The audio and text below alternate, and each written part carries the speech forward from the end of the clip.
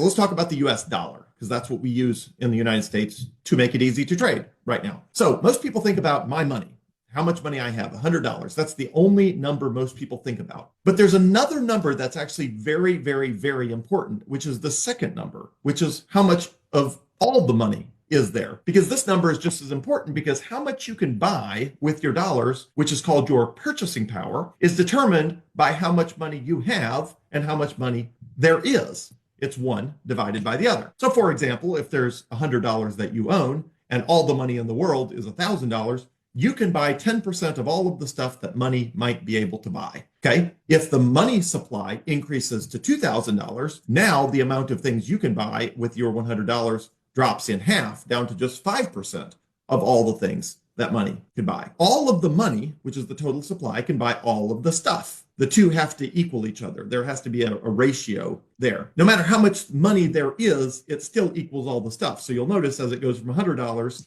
to $1,000, the price tags all just add a zero. All the money always buys all the stuff.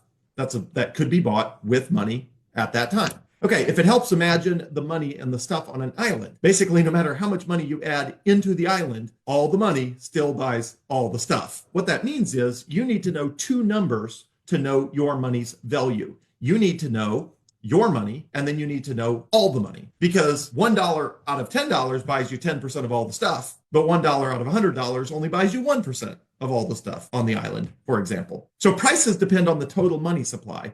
If you have $10 out of 100, you can buy a cow on this hypothetical island. But if the total supply of money is $1,000, now you can only buy a dozen eggs. You'll see here, going back and forth, if the money supply goes up, what your money can buy goes down. So how much money is there exactly in the United States? Since we're talking about the US dollar, it really matters because it changes the value of your money down there on your purchasing power. So right now there's about $22 trillion in total. It's called M2. M is in money. 2 is the way they measure it. M2 money supply is about $22 trillion in the United States, which means $100 can buy you a 1-gram set of gold earrings, just to use something very concrete in the real world. Has the dollar supply always been 22 trillion? And has $100 always bought you, for example, a set of gold earrings? The answer is no. The government makes more money out of thin air, about 7% more on average every year, which means what started in 1960 as $268 billion of total money in circulation is now 22 trillion. The total amount of money is 75 times larger, 75x.